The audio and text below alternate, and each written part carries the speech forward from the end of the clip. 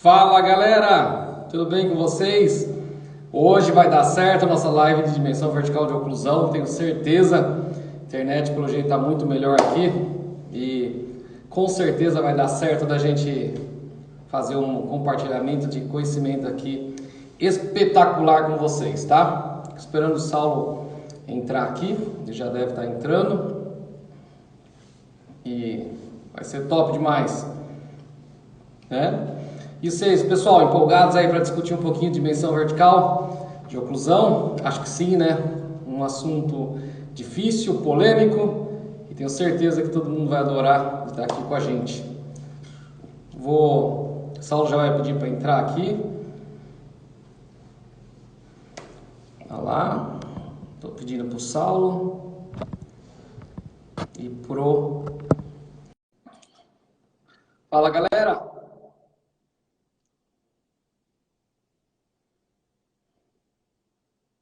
Vamos esperar. Alô, tudo bem, Fabio? Tudo jóia aí? Boa noite, tudo bem? Tá me ouvindo bem? Tudo em ordem, vocês dois? Tudo jóia. Certo. Faz uns 3 minutos que a gente se viu aqui, né? Uns 2,5, eu acho. Fabio, bem-vindo à equipe aí. Quem sou eu? Prazer enorme estar aqui com vocês. Temos uma novidade boa aí que eu vou deixar você contar aí para todos os nossos alunos, pessoal que participa com a gente. Se apresenta aí, já se apresenta e já explica aí o que está acontecendo para você estar aqui com a gente hoje. Bem, eu conversei com o professor Jefferson. Prazer falar contigo também, Saulo. Está aqui para anunciar essa parceria da Sociedade Brasileira de Odontologia Digital, junto com o grupo aí do Prótese Club, do professor Jefferson, professor Saulo. E é um prazer enorme a gente anunciar que essas lives agora vão ser junto em parceria com a Sociedade Brasileira de Odontologia Digital. A gente vai ter algumas novidades aí nas próximas semanas sobre sistemas de transmissão e outras novidades aí que vão ser muito interessantes, mas que a gente não vai dar nenhum spoiler hoje. Por hora, hoje eu estou aqui só para anunciar isso, dizer que estou muito feliz e agradeço ao Dr. Paulo Cano por essa oportunidade, né, e essa iniciativa. E estou muito feliz que vocês aceitaram também de fazer essa parceria conosco. E esperamos, de alguma maneira, aí, poder ajudar esse projeto que eu já sei que é um sucesso, né, pela seriedade de vocês e dedicação aí com ensino e pesquisa. De alguma maneira a gente possa potencializar o alcance, a divulgação e a permeabilidade de vocês junto à comunidade aí científico-odontológica brasileira. Obrigado por hora, eu vou aqui ficar quietinho só observando. Que legal, cara. Seja bem-vindo. Foi um prazer nosso receber o convite de vocês para fazer essa parceria. Eu acho que vai ser uma parceria que vai engrandecer. Espero que os dois lados, nosso, tenho certeza, espero que o de vocês aí da sociedade também. E vamos crescer. Isso daí vai fazer só que a gente cresça e faça, Fábio, o que a gente sempre quis, cara. Sem interesse comercial nenhuma nesse grupo de discussão, compartilhar conhecimento, cara, é o que a gente quer aqui. A gente nunca não vai vender nada, não vende nada, e essa parceria agora com a Sociedade Brasileira de Odontologia Digital vai fazer com que a gente tenha a oportunidade de espalhar o que a gente sempre quis, espalhar mais ainda o nosso conhecimento Brasil e mundo afora, né? Que é o que eu e o Saulo sempre pretendemos com esse grupo. E o convite vindo de vocês aí da sociedade para ser parceiros nossos e fazer questão de participar ativamente do nosso grupo, cara, foi espetacular para nós dois. Nós dois nos sentimos honrados com esse convite e esperamos fazer jus à confiança que a Sociedade Brasileira de Odontologia Digital tem depositado na gente. Fábio, obrigado, cara. Eu tenho certeza que sim, e eu quero que tu saiba que eu sei que é só consequência do trabalho sério de vocês. Na mesma hora que eu enxerguei a possibilidade, conversei com o Dr. Paulo Cano, ele disse, nossa, fantástico. E daí eu te liguei e fico muito feliz de vocês poderem ter aceito e a gente está junto. Que legal, obrigado, viu? Saulão? Feito, Fábio. Jefferson, boa noite para vocês, cara. Eu quero fazer minhas palavras do Jefferson todo ali, viu? É um prazer sempre estar junto com quem tem a mesma pegada que a gente, né? Tá engajado aí nessa luta de melhorar a nossa qualidade da nossa tão famosa odontologia brasileira, né? E o pessoal da Sociedade Brasileira de Odontologia Digital aí que pode estar com a gente somando forças, são muito bem-vindos, tá? Da minha parte é um prazer gigantesco estar com nomes tão grandes e já mais tempo de estrada na nossa odontologia brasileira, e aquilo que a gente puder colaborar também, crescer junto no nosso grupo de protesistas que a gente tem mantido lá no Telegram, vai ser um prazer, uma honra a gente estar trocando informações e podendo somar para os dois lados.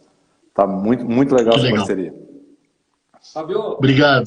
E aí, para passar para a sociedade inteira, cara, o nosso link do grupo do Telegram tá ali no meu Instagram, acho que você ia pôr no seu também, ali da sociedade também, porque esse grupo ele é livre, tá? Só entrar no link, se inscrever, para todos aqueles que querem discutir sobre odontologia estética, odontologia digital, odontologia com base científica. É isso que a gente quer, né? Com certeza vai ser muito mais voltado para a odontologia restauradora, seja prótese ou seja dentística, por ser nossa área, mas tenho certeza que todos que entrarem nesse grupo vão aproveitar muito do que a gente vem trabalhando, eu e o Saulo, há muito tempo, para distribuir, que eu já falei para você, que é espalhar conhecimento, melhorar a nossa odontologia de alguma forma, se a gente pode dizer que a gente é capaz disso, né? Mas abrir o olho de todo mundo para que a gente consiga trazer para os nossos pacientes o melhor. É isso que a gente quer. Obrigado de novo, cara. Sim. E agora, obrigado, que agradeço vamos você. começar com essa luta aqui, porque dimensão vertical de oclusão não é mole não, cara. Né? Pode falar, desculpa, eu cortei, eu acho que a gente está com um atraso pequeno. E é uma luta gigante, cara, porque parece que cada dia que passa, a turma está querendo levantar a dimensão como se fosse a coisa mais simples que existe, né? Porque quando professor, posso levantar a dimensão? Professor, posso levantar a dimensão? Como que eu faço para aumentar a dimensão? Cara, até hoje, eu aumentei a dimensão vertical na minha vida 2 vezes, ou uma vez, que eu me lembre. O resto, a gente recupera aquilo que se perdeu, né? A gente não aumenta a dimensão vertical. Eu aumentei uma vez num paciente, quando eu estava há muito tempo atrás, que esse paciente mastigava a papila incisiva, uma mordida profunda gigante.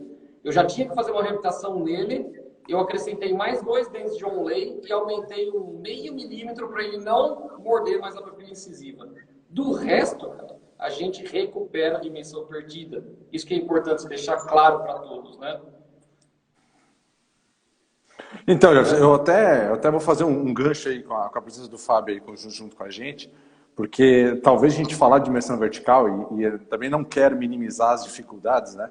Mas qualquer um que se aventura nessa parte da reabilitação de mexer em dimensão vertical, talvez escolha o caminho mais trabalhoso, né? De ganhar basicamente distância interoclusal, né? Eu vou repetir uma frase do professor Calamita num trabalho que eu botei lá no nosso grupo do Telegram lá, quando ele afirma num dos trabalhos que ele publicou que a dimensão vertical nunca é o fator primário de tratamento, né? A gente, na verdade, precisa de distância interoclusal para os nossos materiais restauradores. Em virtude disso, a gente altera ou não a dimensão vertical. E aí eu pego o gancho na parte digital, nessa parte de avanço dos nossos materiais cerâmicos hoje, porque a possibilidade da gente ter materiais que exijam cada vez menos espaços interoclusais, se a gente caminhar nesse sentido de entender a dimensão vertical sempre como uma via secundária, e não o motivo dos nossos tratamentos restauradores, é possível que, se já não se fazia muito aumento de dimensão vertical, né, esses materiais mais recentes talvez nos deem menos oportunidades ainda de alteração, né, drástica de dimensão vertical. Né? Quando a gente começa a trabalhar com restaurações mínimas, quando a gente começa a trabalhar com coroas que não precisam mais daquelas espessuras para serem aplicadas sobre estrutura, né? Quando a gente começa a trabalhar com materiais cerâmicos reforçados, a gente começa a entrar num outro quesito, né? E aí eu divido com você aquilo que você falou, sabe? Eu acho que qualquer tentativa de minimizar a dificuldade de mexer com dimensão vertical, né, das duas, uma. Ou a gente não tem o menor controle dos nossos pacientes, e eles passam pelos nossos consultórios e nunca mais retornam, e alguém vai resolver esse pepino depois. Ou talvez a gente não faz a menor ideia, né, do tamanho do pepino que é quando a gente, né, digamos assim, se habilita, né, a alterar essa tal da dimensão vertical. Que eu basicamente tenho bastante dificuldade, principalmente quando a gente começa a trabalhar nesses âmbitos de curso, quando a gente é questionado naquelas dúvidas, tipo assim, como é que eu faço para achar a dimensão vertical, né? Dimensão vertical eu continuo pensando, não sei se vocês vão concordar comigo, mas dimensão vertical não se acha, né? Dimensão vertical, você define uma dimensão vertical suficiente para um tratamento restaurador, né? Mas mais importante do que você mandar para o seu laboratório uma distância entre dois arcos num articulador, seja ele digital ou analógico, é você poder pensar anteriormente como é que o seu paciente reagiu a essa alteração, né? Porque, novamente, a gente está alterando a dimensão vertical porque os nossos materiais restauradores exigem distâncias mínimas, né? Mas a gente caminhar por uma via de alterar a dimensão vertical, na verdade a gente está alterando todo um sistema estomatognático, né? Que vai responder de maneira diferente, né? E às vezes a gente não ter critérios para poder avaliar isso, principalmente com trabalhos fixos, né? É uma dificuldade que me assusta bastante no consultório particular. Sabe assim, da ideia da gente sempre querer propor essa ideia, vou aumentar. E quanto que se aumenta? Como é que se checa isso, né? Qual o controle que a gente tem sobre esses pacientes, né? Saló, você vai concordar comigo, eu falo também aí. Cara, aumentar a dimensão vertical, seja ou mexer na dimensão vertical, vamos falar assim, para falar que aumentar, porque eu já acabei de falar que a gente aumenta pouco, né? A gente recupera. Você definir uma dimensão vertical é uma maneira empírica pra caramba, né, cara? Porque, assim, ó, por mais criterioso que você seja, que todo mundo aprendeu a usar compasso de Willis. Compasso de Willis, que a grande maioria aprendeu, né? Para definir uma dimensão vertical. Compasso de Willis já é um problema, porque você toma como ponto de referência áreas móveis, de tecido mole, né? E você toma como referência uma média de espaço funcional livre, que é 2 ou 3 milímetros. E a gente sabe que o espaço funcional livre varia de 1 a 7. Então, nós nunca vamos... Se o paciente perdeu a dimensão, a gente nunca vai saber qual que era o espaço funcional livre dele, que varia de 1 a 7. A gente põe com mais um detalhe, né? Com mais um detalhe, né? Tu acabou de falar de um exemplo de um dispositivo que foi criado para pacientes totalmente edêntulos, né? Para pacientes que tu perdeu todas as referências, né? Exatamente. E aí você põe como referência áreas totalmente móveis, onde você apoia o aparelho, e dependendo do aparelho, do jeito que você apoia os 2, 3 milímetros de média, já se foi. Porque você mesmo, numa medida fixa, dependendo como você coloca o apoio, tanto aqui nessa região quanto nessa região, já foi os 2, 3 milímetros. Então, eu, Jefferson, com o aparelho na mão, com o compasso de Willis na mão, posso ter uma medida, o Saulo outra, o Fábio outra.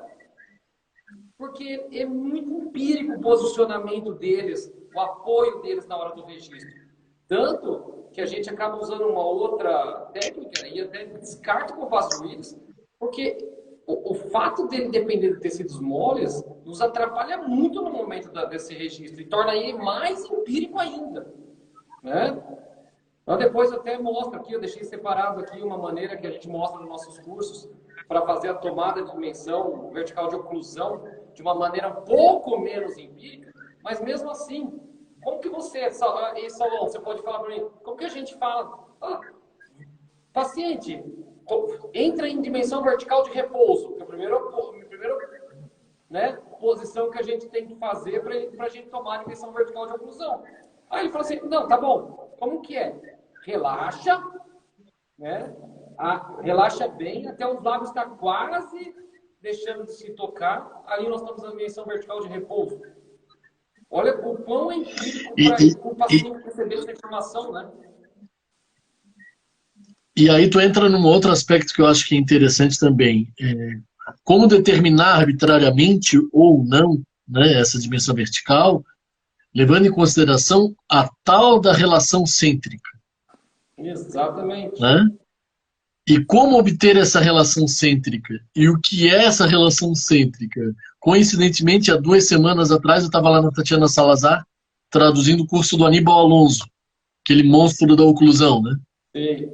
E ele estava falando sobre essas questões do que, afinal de contas, é a dimensão vertical E falando, na verdade, de uma série de conclusões, uma série de observações que ele faz de mais de 50 anos de experiência, desgraçadamente e ironicamente, os pacientes são muito tolerantes a grandes variações de dimensão vertical, né? Desgraçadamente, né? Sim. Daí eu larguei isso mais como uma provocação, assim, eu não sei se vocês pensam em abordar sobre isso também, né? Porque, na verdade, desgraçadamente, essa dimensão vertical, ela pode ser mais significante ou mais problemática para um tipo de paciente do que para outros. Vocês não acham? O que vocês podem falar a respeito disso? Perfeito, Fábio. Eu concordo em gênero, número e grau com essa posição. Até porque quando o Jefferson comentou ali, né, de nós três, né, no exemplo, tentar fazer uma tratativa clínica aqui, né? Nós três pegamos o mesmo paciente e definimos dimensões verticais distintas, nós três podemos ter 3 pacientes funcionando num tratamento restaurador, né? Embora nós estejamos trabalhando com métodos diferentes, né? De, sei lá, definição, né? Só que eu penso que nesse âmbito dificulta ainda mais a questão da dimensão vertical, exatamente porque a gente associa ela a uma relação cêntrica, né?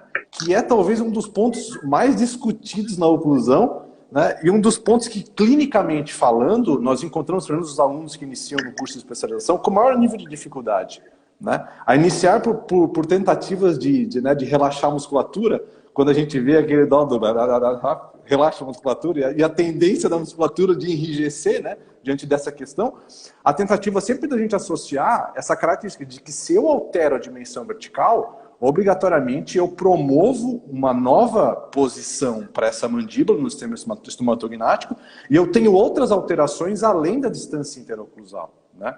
Então, eu acredito que a gente ter métodos interessantes, e aquela questão que o Jefferson comentou, eu não sei se você chegou a dar uma procurada acerca disso, tem uma tese do pessoal da USP de Bauru, tá, do final dos anos 90 início dos anos 2000. Eles fizeram um trabalho clínico, né, de avaliar em pacientes dentados, tá?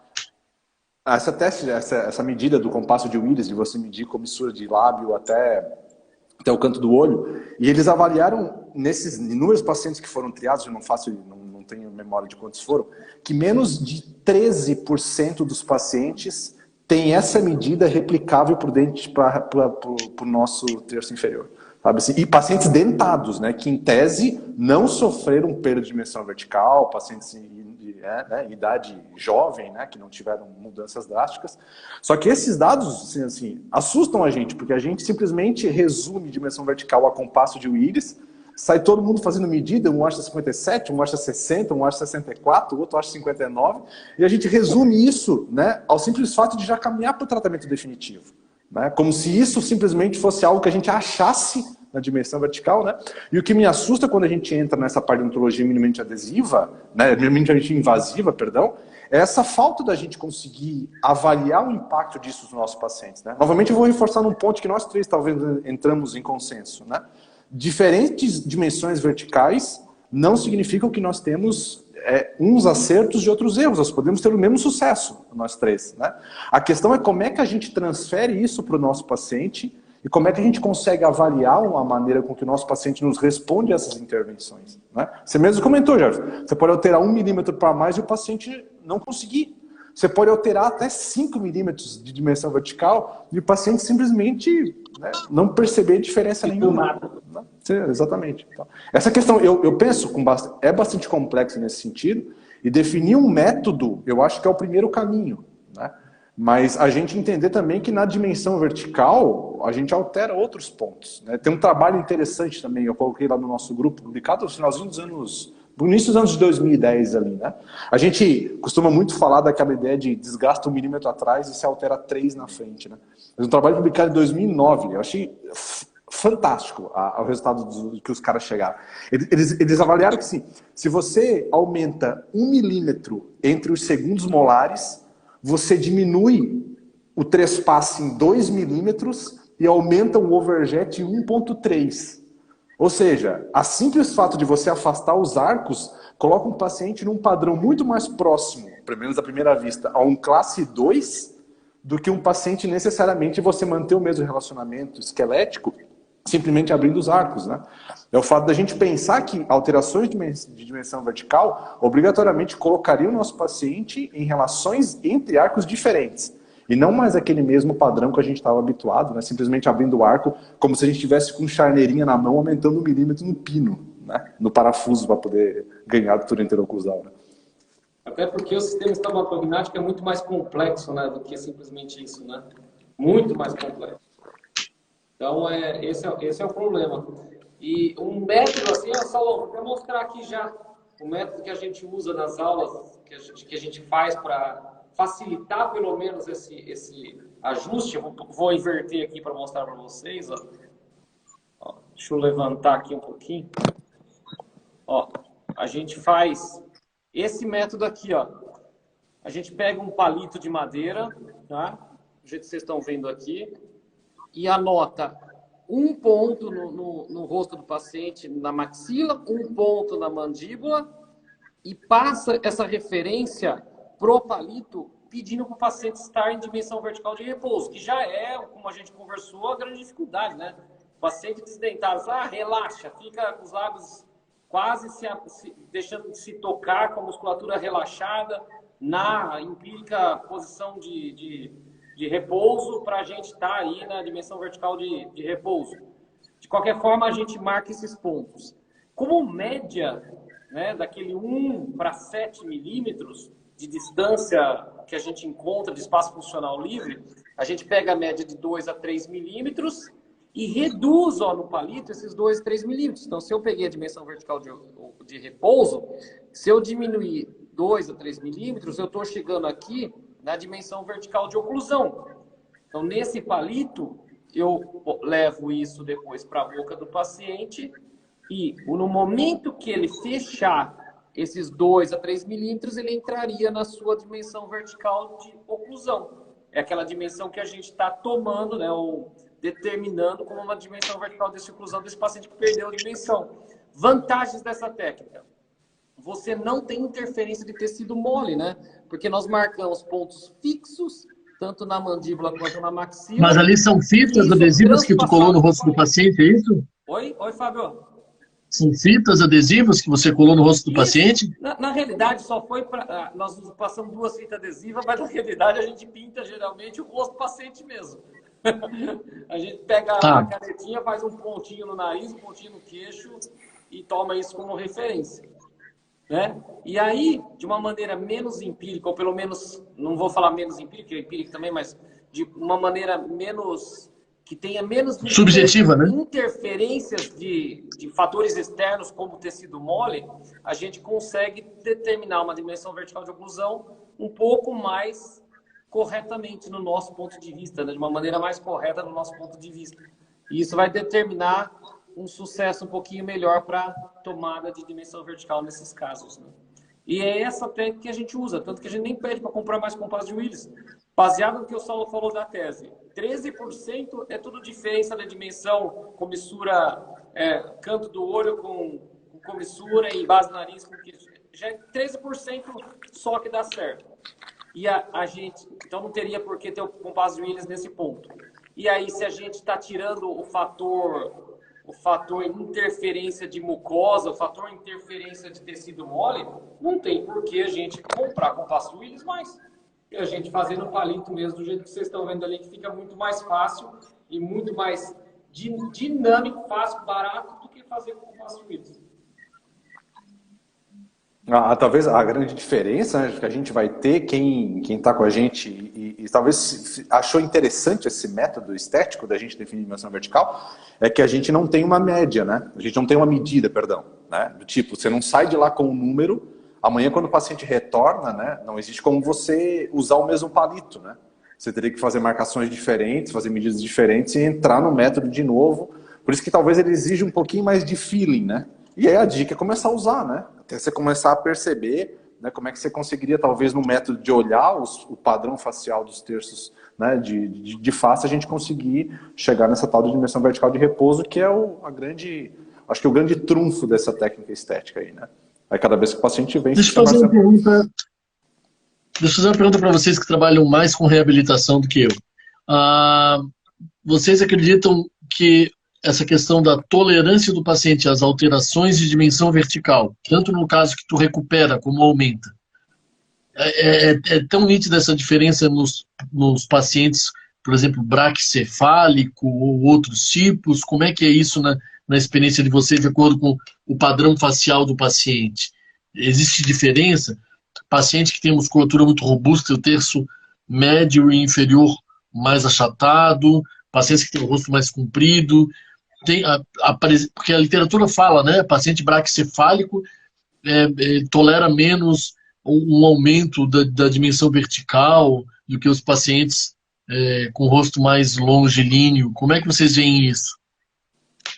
Ô, Fábio, assim, ó, eu nunca li, não sei se o Saulo leu alguma coisa sobre isso, mas eu vou, assim, associando, por experiência clínica mesmo, não sei se isso vale alguma coisa, mas assim, ó, vamos imaginar que o cara que tem as dimensões mais reduzidas também vai ter um espaço funcional reduzido.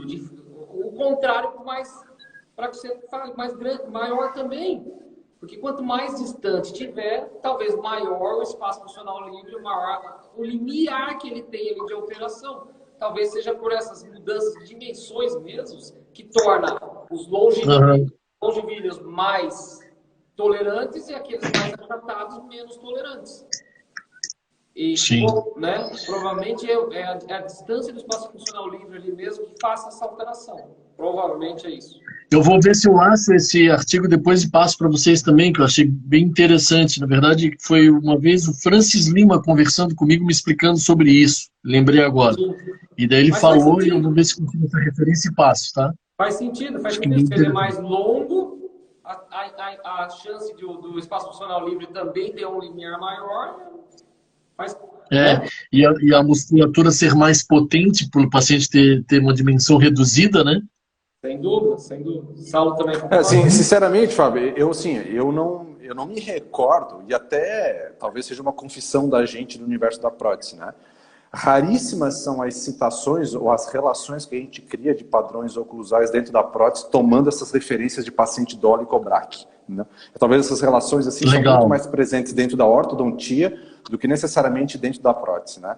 Eu penso que, independente do padrão que a gente classifica o paciente, eu colocaria talvez um ponto de maior importância, que é a questão da gente poder checar qual que é a resposta desse paciente a essas pequenas ou as maiores alterações, tá? E aí talvez você que está no meio mais digital do que a gente, eu coloquei o Jefferson na mesma esfera, né? A gente ainda tá engatinhando na parte digital, a gente é muito analógico ainda, né? E você que tem mais experiência com esse pessoal, quando você vê trabalhos de reabilitação que alteram a dimensão, você costuma ver clínicos que fazem um caminho direto por provisionalização e teste depois de semanas, ou você já observa o diagnóstico de dimensão vertical e um tratamento partindo para o definitivo? O que você tem visto na prática clínica dentro da digital? O que eu vejo, o único caminho que eu vejo, não que abrevia ou que elimina o uso de provisórios, não é isso, mas que ajuda a determinar uma relação côndilo-fossa mais favorável e tu acertar mais rápido um jogo de provisórios de primeira, é o uso de tomografia e integrar a tomografia com o escaneamento da face e o escaneamento dos dentes.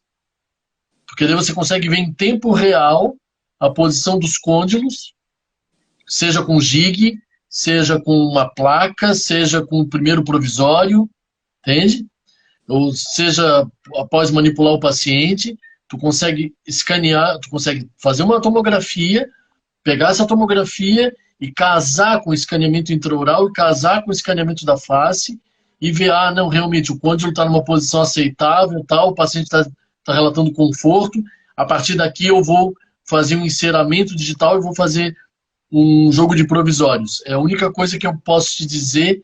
E tem alguns colegas que têm testado e têm feito um fluxo maravilhoso usando o tomógrafo e integrando o tomógrafo com isso, né? Pelo que você fala, Fábio, assim, pelo menos a minha maneira de tentar digerir essa informação que você traz, como eu falei, você é muito mais mais mergulhado no universo digital do que especificamente eu. Agora, essa característica me parece que a gente está voltando a falar sobre métodos, né? Que a gente consiga chegar num fator, mas que nenhum deles tem a prerrogativa de querer anular a necessidade da gente testar em trabalhos provisórios, né?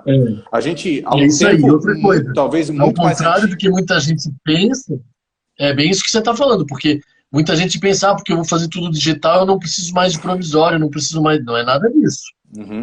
A diferença é que tu vai partir para uma situação que vai precisar de poucos ajustes de provisório, ou vai minimizar os ajustes provisórios depois que você ganha uma certa experiência com o sistema. Com o sistema. Tá? Perfeito. Mas tem tudo a ver com capacidade tua de analisar, fazer anamnese, observar bem o paciente e conhecer um monte. Por exemplo, eu aprendi com um desses colegas, o Rodrigo Bicalho, que inclusive é o presidente da ABOD.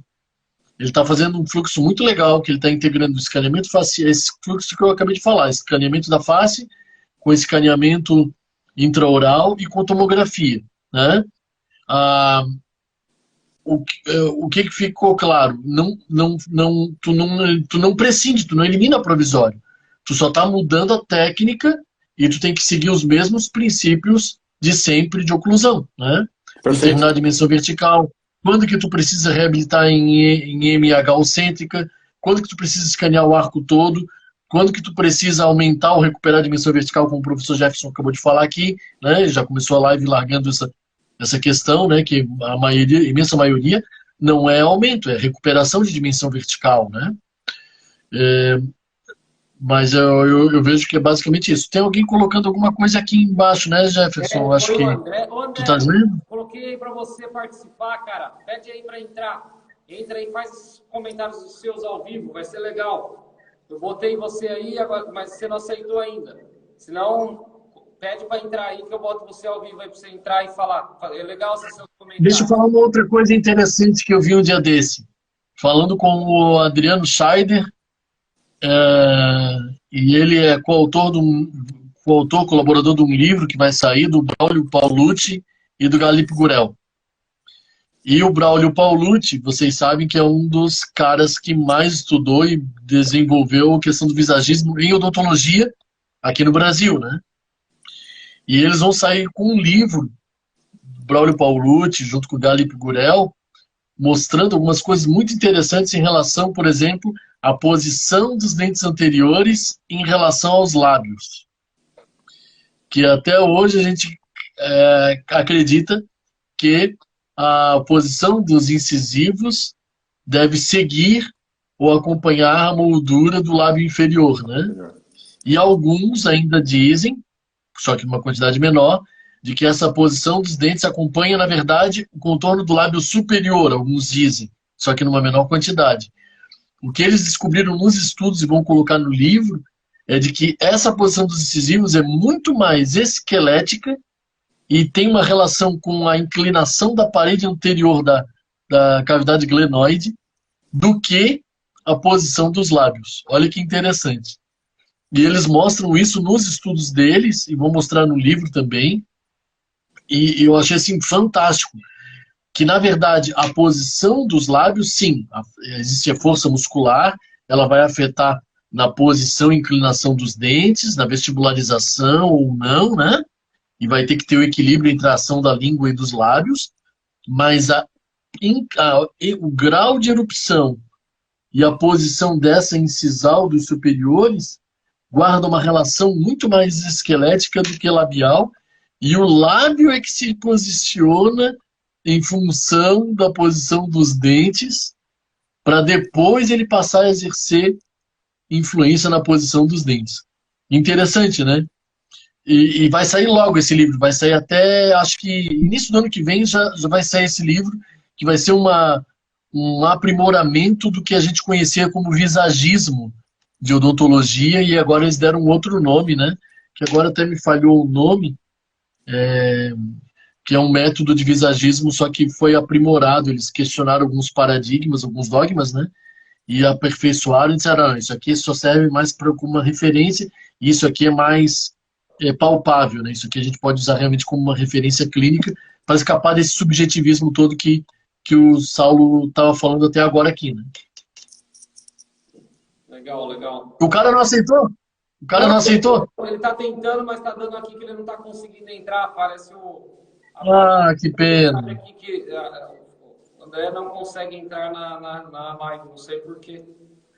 Pede para ele pedir. Um dia desse eu tive uma dificuldade com um amigo meu e ele pedindo eu consegui aceitar. Uma vez, então, deu prédio de novo aí, André, para ver se entra, se já... Vai ser legal você participar. Não sei o que está acontecendo. Mas pelo que eu li ali, eu acho que o raciocínio dele é bem por ali. Tem um lado, imagina assim, que o paciente com um perfil de face mais longo pode ter uma dificuldade de selamento labial se você extrapolar, né, Sabe, essa Fábio, dimensão. você tocou nesse assunto agora, e isso é algo que eu, particularmente, sempre discuto com os alunos quando a gente está começando a ajustar plano de ser em prótese total, né? Essa ideia de a gente definir perfil de paciente, talvez uma das grandes características da gente avaliar, porque quando o Jefferson mostrou aquele detalhe ali da gente avaliar por método estético, né, de botar o paciente com o lábio selado, uma das características é a gente olhar para a musculatura do mento, né? Pacientes que têm o mento franzido ou que talvez naturalmente nunca tiveram selamento labial, a gente fazer lábio tocar para tentar chegar na DVR pode ser o início mais errado para diagnóstico da dimensão vertical, o que vai dar amanhã para a gente uma dimensão vertical de oclusão aumentada. Porque, na verdade, a gente vai ter lábio selado, né? Mas vai ter uma distância entre arcos muito maior do que naturalmente aquele paciente já tem. Né? Sem dúvida.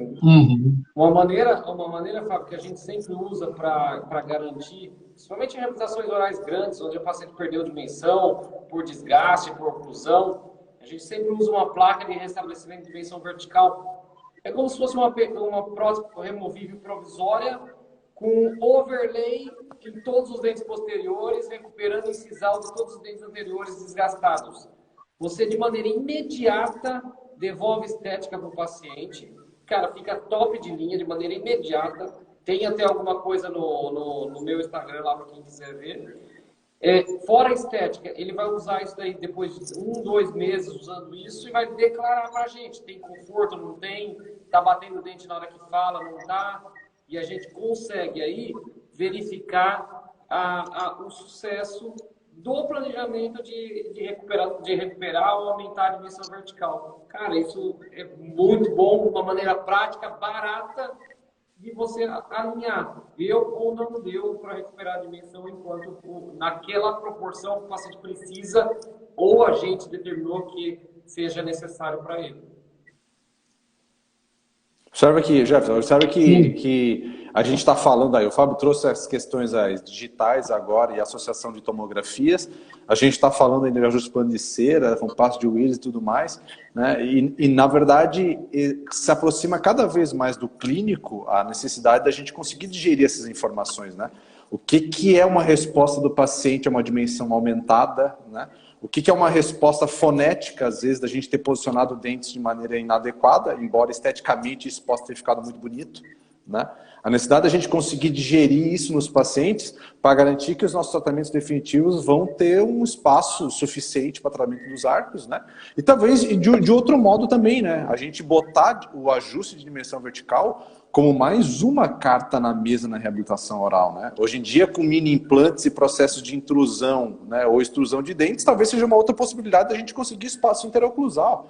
Talvez não de maneira, né, tão ampla, né, mas em casos que a gente não consegue reabilitar, como os próximos materiais que a gente comentou, a gente tem outras alternativas que não necessariamente precisar caminhar para um novo reposicionamento entre arcos, né? Eu penso na dimensão vertical sempre como mais uma alternativa na mão do clínico, né? Até porque nessa estamos numa linha, cara, que concordo plenamente de ser o menos invasivo possível, né? Ser o menos invasivo possível é invadir o mínimo necessário para ter sucesso. E assim, ó, os casos onde se perdeu dimensão por desgaste posterior completo, por bruxismo, por erosão, ou seja o que for, justifica você recuperar, né?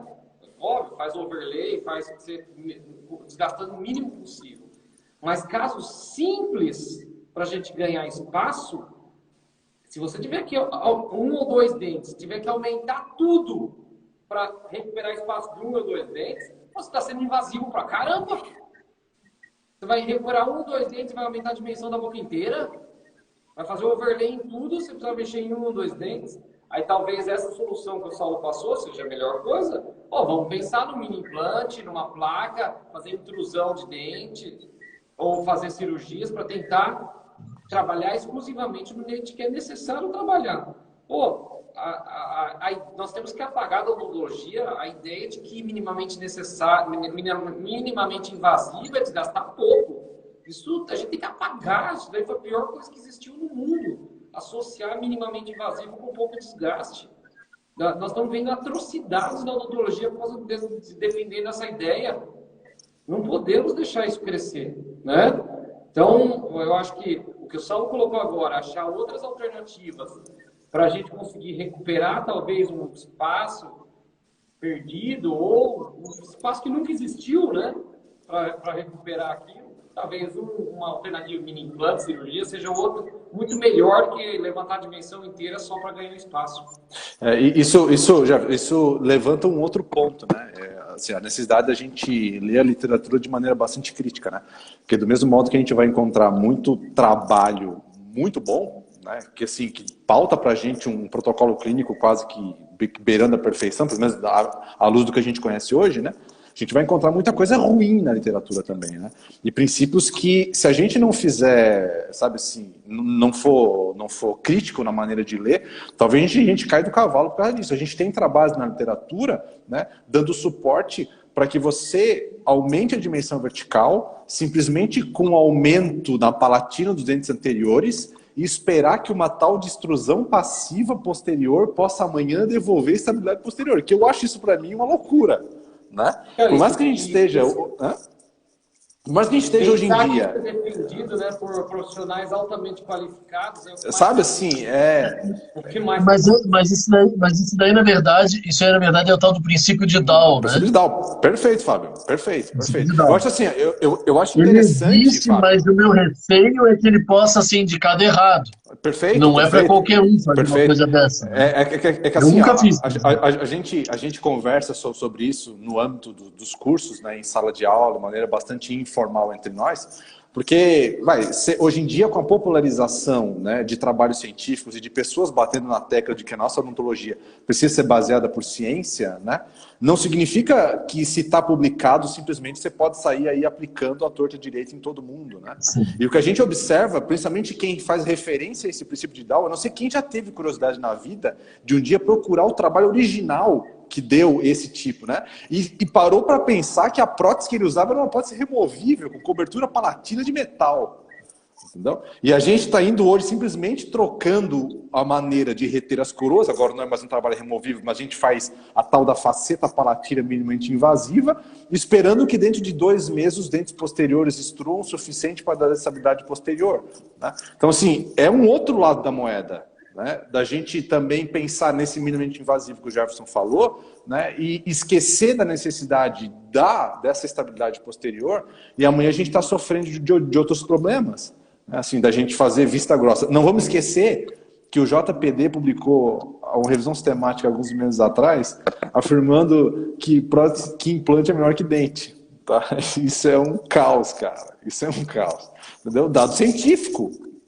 Sabe, teste estatístico, perfeito, está publicado lá. Mas se você sair lendo isso aí e digerir isso, sabe assim, sem fazer muito critério, amanhã a gente está vendo de novo uma odontologia que sai extraindo dentes e vai botar implante, né? Como os pais dos nossos avós extraíam dentes para botar dentadura. Entendeu? Só mudou o método. Mas você chegou a ler esse artigo e o contexto que ele foi colocado, isso daí, né? Perfeito. A minha tentativa é rasa, de dizer assim, que se a gente resume a odontologia a simplesmente sair lendo o resumo de PubMed, né, talvez a gente tenha bastante atrocidades por meio do caminho. Né? Essa é a ideia. É aquela tal da história, né? Uma imagem vale mais do que 1000 palavras para quem sabe interpretar a imagem, né? Perfeito. André. Bem-vindo. Bem-vindo. Boa noite, professores. Tudo bem? Show de bola, você está aí. Comenta tudo aquilo que você estava comentando, que foi bem legal. Passa pra gente aí. Não, cara, é que é uma visão, obviamente, muito mais da ortodontia do que de reabilitação, né? Mas antes quando eu comecei na ortodontia, a gente já estava tendo uma virada do tipo de paciente que a gente atendia no consultório, saindo do pré-adolescente, do adolescente, para pegar paciente adulto. E hoje, no meu consultório, por exemplo, assim, é 80% paciente adulto. A maioria deles encaminhados por reabilitadores ou por outros colegas, ou que procuram para mim fazer uma reabilitação, mas precisa da ortodontia antes. E às vezes, quando eu vejo assim, essa discussão, para mim, ela fica muito longe da minha vida clínica, né? Porque, para mim, a primeira parte, se o paciente é ortodonticamente viável de tratar com o aparelho ortodôntico, a ortodontia, ela nivela arcos, ela faz o que você, tipo, estragou ou perdeu durante o tempo. Tá? Então, quando a gente tem essa perda de dimensão vertical, eu fico pensando, mas ela é do quê? Você está falando uma perda de dimensão vertical posterior, inferior ou superior? Esse paciente tinha um plano oclusal, né? Ou um plano palatino, um plano mandibular, que eram mais divergentes ou mais convergentes. Como é que a gente vai resolver isso daí? O que eu entendo assim, quando o paciente mais vertical ele quanto mais alteração em abertura você tem nele, obviamente, como o Saulo falou, a gente tem um problema sagital cada vez maior. Quando eu pego e diminuo ele, obviamente eu diminuo esse problema sagital também. O paciente era muito alto e eu, obviamente, eu fiz coroas posteriores nele e eu diminuí a dimensão vertical e fecho a mordida. Então é tão multivariável para você traçar uma linha de raciocínio só, sabe? Que eu acho que é muito mais pensativo de você buscar o que está errado na dimensão daquele teu paciente, para depois querer achar, e não assim tudo, usar o overlay para resolver, usar uma faceta palatina para resolver, ou isso que é o legal, o que não. Pode ser um monte de coisa no mesmo paciente. Entende? Pode ser que de um lado ele tenha extrusão compensatória, por exemplo, e do outro não, né? Ele pode perder o dali, daí o que você vai fazer? Você vai botar os implantes embaixo aqui e vai aumentar a dimensão vertical da onde? Né? E algumas coisas elas são impossíveis também, né? Cientificamente você até pensa, eu posso intruir qualquer dente, o dente não sabe o que eu posso fazer. Todo profissional consegue? Não. Mas eu tenho estruturas que às vezes impedem que eu faça isso. Se eu tenho muita perda periodontal, se eu tenho um seio maxilar pneumatizado, não adianta que não vai resolver aquilo ali.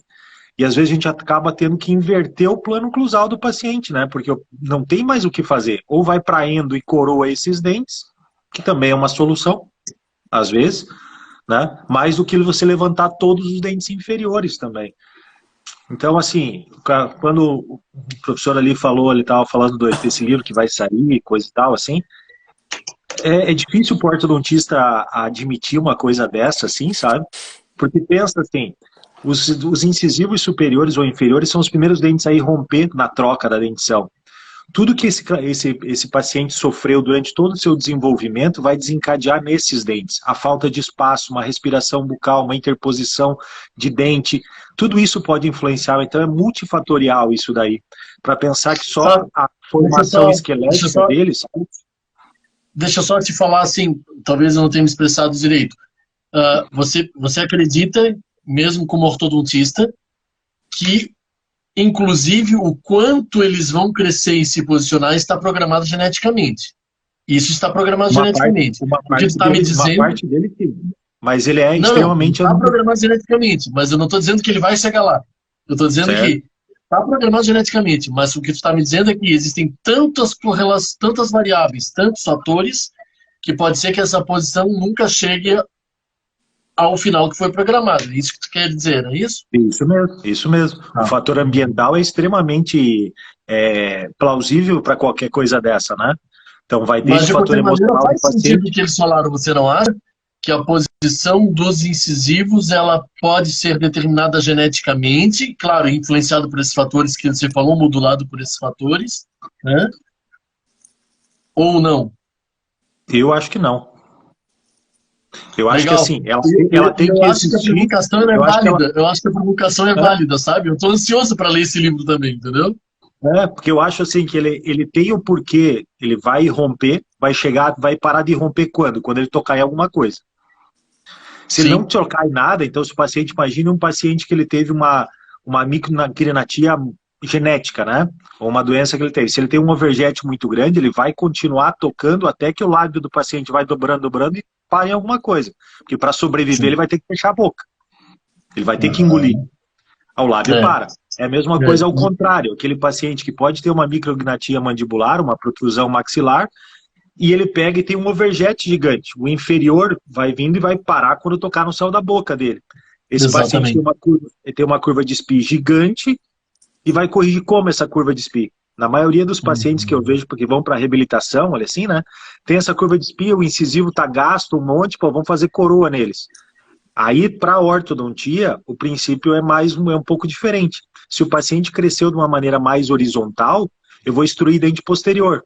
Depois eu vou avaliar se eu vou fazer posterior superior ou inferior ou os dois. Tem outras coisas para levar. Do que trabalhar nos dentes anteriores. Para mim, na ortodontia é muito mais fácil. Se gastou, eu intruo, nivelo o plano e reconstruo o que ele perdeu. Mas eu entendo que nem todos os pacientes aceitam fazer ortodontia. Tudo bem. Voltando aqui no exemplo ali que eu falei da tomografia, o que esses colegas têm feito é o seguinte: o plano oclusal ele acompanha o centro do eixo da primeira vértebra, o plano oclusal. Ele acompanha a posição do Atlas. Eles têm observado isso. Num paciente em condições normais, em condições fisiológicas, o plano oclusal acompanha o eixo do Atlas. E eles procuram levar isso em consideração na hora de reabilitar o paciente e determinar a posição do plano oclusal. Eu achei muito interessante isso, assim. André, e eles conseguem me ensinar isso e avaliar isso, né? Então, vê se você concorda com o que eu vou falar aqui, que eu falei há 5 minutos atrás. Em situações clássicas de erosão, de desgaste, onde você percebe o sinal de um desgaste dentário, uma perda de dimensão, tá fácil de resolver. Perdeu por desgaste, por erosão, por abrasão, por atrição, seja o que for, por causa de um bruxismo severo, por exemplo, tá fácil de resolver. Recupera a dimensão, recupera o que se perdeu por desgaste, está resolvido. Isso é uma reabilitação oral. Só que é o que eu falei para você. Hoje, nós estávamos falando aqui hoje, tá uma onda de que qualquer problema que tem aumenta a dimensão. Não é bem assim. Né? O que eu estou falando, a gente não pode aumentar a dimensão indiscriminada. A partir do momento que tem algum erro, é o que você falou agora, cara. É a hora de juntar conhecimento, juntar áreas e descobrir o que está acontecendo para resolver da maneira muito menos invasiva. Porque é muito fácil preparar dente ou não preparar e fazer overlay em tudo, levantar a dimensão. Mas será que isso é o menos invasivo? Isso é o melhor para o nosso paciente? Às vezes você, como ortodontista, resolve um negócio assim, ó, e o cara tá colocando overlay na boca inteira. Mas eu vejo assim, eu imagino que esse paciente que está com uma abrasão, seja por uma parafunção, qualquer coisa que ele tem, ou junto, né, uma erosão química, alguma coisa junto com a parafunção que ele tem, você, por simplesmente recolocar esse material que foi perdido, a gente não considera que o paciente tem algum problema sagital de maloclusão também. Onde, obviamente, ele tem uma extrusão mais anterior do que posterior, e a abrasão ela foi a mais, e eu teria que repor muito mais material anterior do que posterior nesse paciente. Então, na verdade, às vezes você reposicionando, vou falar sempre na ortodontia, porque é o meio-dia, né? Mas sempre eu, pura e simplesmente, reposicionando 6 dentes ou 4 dentes antes e inferiores, talvez eu não tenha que repor tanto material nesse paciente depois. Eu tenho que repor mais na frente do que atrás. Claro que é extremamente variável isso de ver. Talvez o que eu vejo assim é que a gente gosta muito, que é mais difundido em qualquer rede social ou qualquer palestra que você for ver, é muito mais legal você ver o cara colocar um overlay do 7/7 do que o cara ficar com um aparelho 2 anos e colocar uma resina de canino a canino. Certo? É mais chamativo, vai chamar muito mais atenção. É mais lucrativo também, dependendo de quem trabalha, né? Esse é um problema. É que, assim, quando tem desgaste posterior, geralmente envolve exposição de dentina. Então tem algo a mais para se resolver também, né? Não é só o reposicionamento dentário, é a própria exposição de dentina na boca inteira. Então é tudo isso. Não, tudo bem, mas eu digo que muitas vezes o problema acaba sendo muito mais anterior do que posterior também, sabe? Porque ele já gastou muito mais fácil, né? Claro. É muito menos dente para gastar nele assim, e que às vezes, e também por paciente se tem uma dimensão ok, ainda posterior, ele ainda pode, é mais drástico, mas ainda vai um aumento de coroa, às vezes vai indo no dente, recupera mais rápido aquilo ali, mas mais localizado. Então, é isso, essa é a visão que eu tenho, assim, sabe? Para mim, por isso que ir para fazer uma prótese é sempre uma batalha interna para minha cabeça, assim, sabe? Porque, obviamente, o que eu quero é do que eu já vi, do que eu já fiz, dos anos que a gente tem feito, como é da implantodontia também. Então, quando eu fui fazer implanto, também era o mesmo, eu vou dizer, o mesmo problema, né? Só que a implanto é muito mais assim, se tem osso eu ponho implante, daí depois o que der eu faço alguma coisa em cima, né? É mais ou menos por aí assim. É exatamente esse caminho que a gente não gostaria que a prótese estivesse resolvendo, né? Eu Entendeu? penso. Cara, Mas como a gente já falou várias adorei, vezes, eu não posso fazer um curso de implante sem fazer prótese junto, né? Não é eu adorei essa, inadmissível. eu adorei essa objetividade. Qual que é o teu nome mesmo? André, André, adorei a tua objetividade, mas eu queria perguntar uma coisa para ti. Na tua visão como ortodontista, qual a porcentagem dos pacientes que os seus colegas te encaminham que aceitam, por exemplo, ser submetidos à movimentação ortodôntica para corrigir, por exemplo, a extrusão compensatória de posteriores? Como é que tem sido isso? Tem tido uma mas contribuição é legal? que eu vou te dizer assim, ó, se o reabilitador mandou para mim é 100%. Tá? Se ele vem O indicado paciente para já mim, veio é convencido, 100%. né, de que Porque vai. Aham, entendi. ele já teve um cara capacitado o suficiente para ver que não precisava fazer aquilo ali.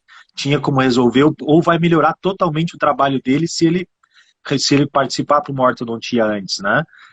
Entendi. A gente pode ter limitações que o protesista pediu e que eu voltei dizendo que não dava para fazer. Tá? Mas não de que eu Aham. achasse que aquele tratamento era passível, assim, os pacientes, para mim, todos eles aceitam e eles vão. Eu entendo que tem uma relutância e eu tenho um grande número de pacientes de retratamento, de ortodontia, preparando para prótese, o que quer que seja. Esse é um problema na vida do ortodontista consciente hoje. É muito retratamento, porque tem muito alinhamento de dente, não tratamento ortodôntico. Ok, não vamos entrar no mérito do que o paciente acertou com o profissional antes do que ele ia fazer isso, mas depois eles voltam. E quando o cara quer, ele é o segundo tratamento, é igual fazer uma prótese de novo, um pino de novo, uma coroa de novo, é uma decepção, é um atrito com o colega, né, tudo assim para fazer. Mas eu sempre só posso pensar à frente, que a gente só pense em planejamento, pense em planejamento, pense em planejamento e errar cada vez menos, sabe? Mas é difícil, cara. Eu vou te dizer que é uma construção de conhecimento o tempo inteiro. Como o Saulo mesmo diga, a gente lê e a gente acredita no que a gente quiser. O caminho mais fácil também está na leitura. Eu posso pegar qualquer artigo e posso fazer ele me dar sustentação para tudo, né? Exatamente Isso é fato. qualquer coisa, né?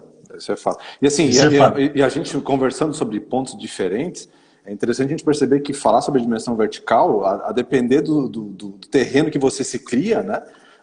Existe uma tendência de você, às vezes, puxar mais para um lado, ouvir uma visão mais de outra, né? Eu acho que nesse nosso debate de áreas distintas, é talvez reafirmar a ideia de que a dimensão vertical nunca será motivo para ser tratada, né?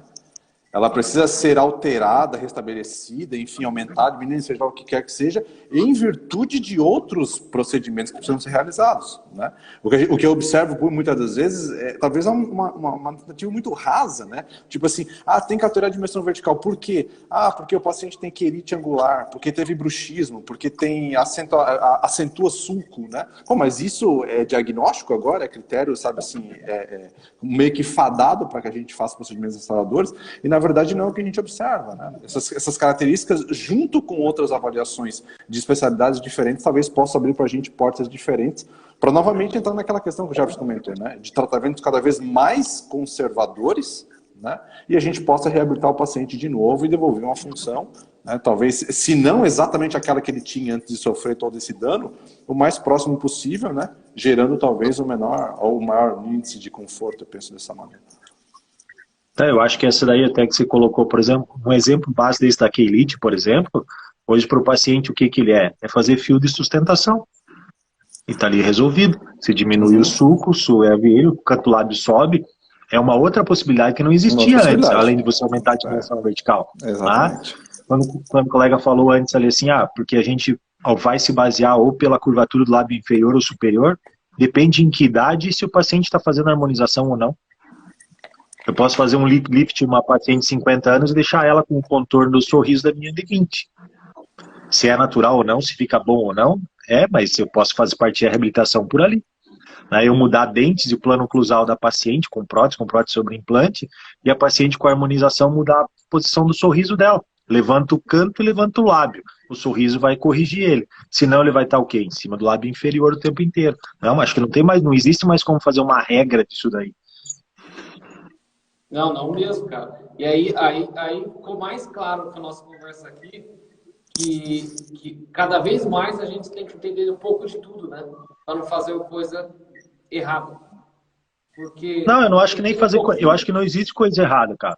Eu acho que existe coisa do teu conhecimento e do tempo e da onde você quer se aplicar e no domínio, porque senão a gente também às vezes começa a inventar um monte de coisa pra gente estar certo. Sim. Mas o que é esse certo, né? Exatamente. O ponto é saber o que é certo É e difícil, o que é menos pior para o nosso paciente, né? Pois é, mas o que eu vejo e o que eu sinto no curso e o que eu penso sempre, assim, é o pensamento de vocês de manter o paciente com a qualidade e a saúde de vida dele cada vez melhor por mais tempo. Acho que é nisso que o nosso tratamento tem que estar embasado, né? A gente pensar no que existe atual, o que existe, o pessoal está procurando e tudo, e disso que tem de novidade é onde a gente pode se embasar, porque a gente não pode dizer que está errado as novidades, como também não pode só garantir que está certo. E eu não posso jogar fora tudo que eu aprendi até agora, mas eu posso começar a mesclar ele com as coisas novas. Se antes eu não podia ver e eu não podia jogar o paciente no 3D, pô, fantástico você fazer um mock-up no paciente no 3D. Pô, eu tô adorando ficar fazendo esses negócios aí. Pra mim é bacana pra caramba. Você vai aprendendo e vai mudando e vai diagnosticando ou preparando o paciente para prótese. Pô, se os caras que fazem implante fizessem planejamento 3D reverso antes, era muito menos pino tendo que ser retirado durante o tempo, assim também, né? Ou ia facilitar a nossa vida. Nem fale, né? Com certeza. Cara, que bate-papo legal, hein? Top de linha. Que legal. Querem mais alguma consideração aí? Fabião, ô André, fica até o final agora. Eu tô simplesmente, é o que eu falei, eu tava mais aqui para ouvir, provocar e me deleitar com a conversa de vocês do que opinar qualquer coisa. Salão? Não, fechou, Jeff. Eu continuo achando que a dimensão vertical, e gostaria talvez de passar essa mensagem para quem está junto com a gente, né? Dimensão vertical não é fator de tratamento, né? Dimensão vertical talvez seja uma alternativa para que a gente consiga tratar os nossos pacientes do ponto de vista restaurador, ou talvez com movimentação ortodôntica, como muito bem o André comentou agora, né? Mas sem provisionalização e sem tentativa da gente ver na prática como é que essas alterações estão funcionando, eu tenho dificuldade de ver como é que a prótese consegue levantar fundamento desse jeito, entendeu? Técnicas mais recentes, super rápidas, né, que às vezes vislumbram, principalmente essa meninada nova, né, de resina injetada, que parece que você aumenta a dimensão vertical da noite para o dia, tratamento definitivo direto, eu me pergunto quem é que testa isso, né? Quem é que vê como é que isso se comporta no paciente, entendeu? Nada contra a técnica em si, né? Mas às vezes algumas alternativas vão nos afastar mais de um tratamento provisório para que a gente veja se de fato aquelas proposições que a gente botou na mesa são factíveis, né? Ou talvez a gente só não tenha visto o paciente voltar com problema, né? Eu costumo lembrar de um exemplo bem trágico numa das aulas nossas, quando a gente estava falando sobre uma modalidade de prótese que não funciona aí, vai. E aí a gente ficou batendo boca, né? E aí eu falava, poxa, pessoal, não funciona, por causa disso. Aí uma aluna atrás falava assim, poxa, não, eu não concordo, funciona sim. Aí eu ficava, não, ele sim. E aí uma hora eu perguntei, pô, mas por que você acha que funciona se a literatura diz que não funciona? Aí o cara assim, porque meus pacientes nunca voltam para reclamar, entendeu? Tipo assim, poxa, o que eu mais recebo no consultório é gente dizendo que não quer voltar mais no dentista, porque o cara acabou com tudo, entendeu? Então, o fato de eu não ter o paciente de volta para me mostrar um problema não significa que o que eu estou fazendo está funcionando, né? Talvez funcione de novo aquela máxima, né, de que o nosso consultório não é lugar de ciência, né? Ali a gente aplica, mas ali a gente não faz, né? Porque não tem controle, não tem acompanhamento muitas das vezes a longo prazo, né? Penso nessa maneira. E às vezes, Saulão, assim, para a gente resumir, talvez a parte mais segura disso tudo ainda seja a plaquinha de estabelecimento de dimensão vertical, que não tem alteração nenhuma no dente. Você põe em prática, o paciente usar 2 meses e a gente consegue ver exatamente o que está acontecendo. Não deu certo, a massa joga fora e você não fez alteração nenhuma na boca do paciente. Final. Perfeito. É isso aí. Galera, foi top, André. Obrigado por participar. Demorou para conseguir entrar, não sei o que tá rolando aí, né? Eu não sei, é Tava se um maquiando, problema né? já. Tava se Deu maquiando. certo. Gente, Fabião, André, obrigado. Saulão, mais uma aí. Gente, nós vamos botar lá no grupo os próximos 3 assuntos para a turma decidir o que quer. E daqui uns dias aí a gente marca a próxima. Tamo junto outra vez. Valeu demais. Tá certo. Obrigado, meu galera. Vai deixar gravado ali a live, ô Jefferson? Oi? Vai deixar gravada a live? Ó, deixa sempre gravado ali para quem Legal. quiser. Fica sempre gravado ali para quem quiser. Tá bom? Tá jóia. Só um abração para vocês, tá? Um prazer estar com vocês. Valeu. Obrigado. Tá? Valeu. Até a próxima. Tchau, tchau.